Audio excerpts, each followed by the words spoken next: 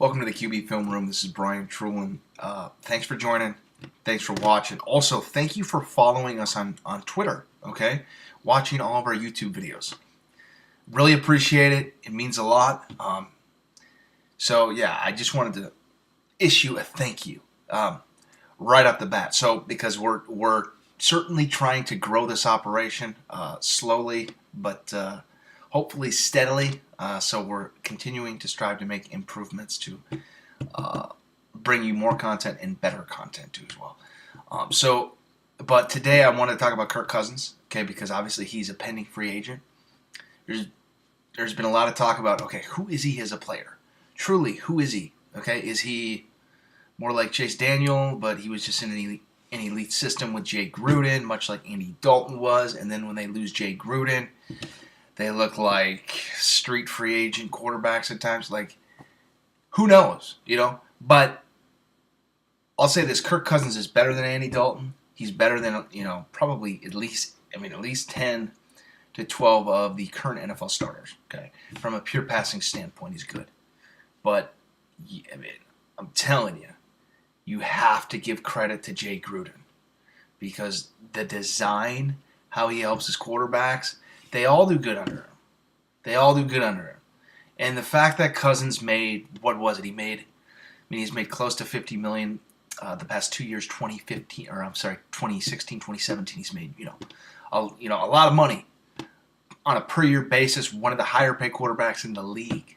One playoff appearance this past year.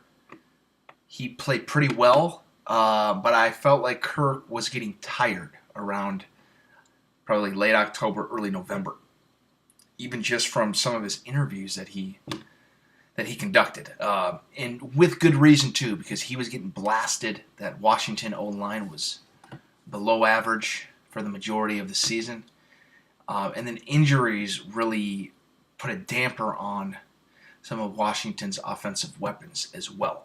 So Kirk was forced to carry the load, and he did okay.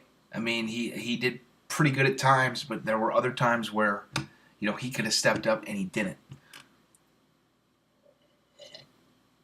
So, as a player, as a pure player, he's a good quarterback. At times, he's a great quarterback. Okay, so he's certainly a guy who you should be able to win with theoretically. Okay, but there is no way that he is worth being the highest paid quarterback in the league entering 2018, which he's going to try to demand on a 4 or 5 year deal that will make him the highest paid quarterback in the league, possibly the highest paid quarterback contract of all time.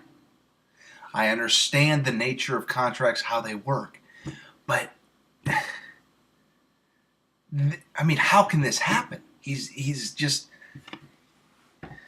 okay, I need to regroup. Okay, so here it is. Kirk Cousins, athletic guy, very athletic. Okay, when you look at him, you don't notice the athleticism, but I'm telling you, he can move, he can create. He's an athletic kid.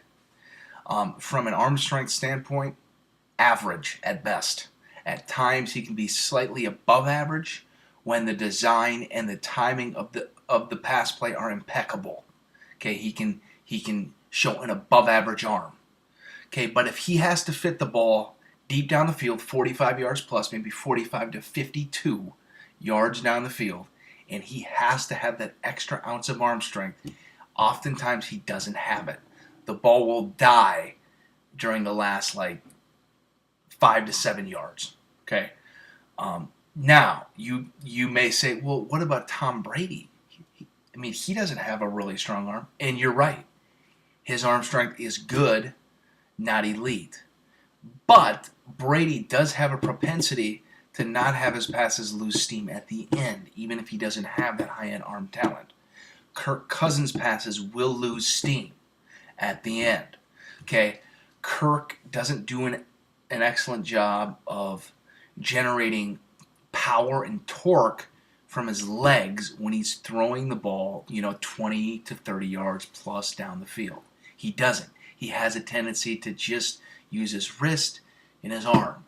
Okay, so that also may be something that affects his overall arm strength when we turn on the all-22 tape. Now, Kirk can make a variety of types of throws. I still contend he's probably a top 3 touch thrower in the league, a top 3 to 5 touch passer.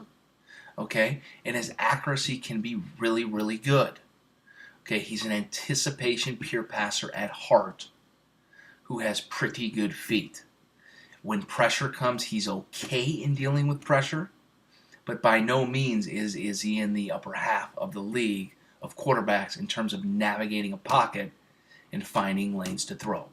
So teams should definitely be looking to sign him to make him their starter. But boy, I tell you, it is going to be a very difficult task to try to match him and his skill set to the offensive coordinator / team that he's going to end up going to, because there's a high potential for him to get somewhere and underperform based upon what we've seen the past 2 to 3 years, because of the fact that the Jay Gruden system helped him and it accentuated everything he did well.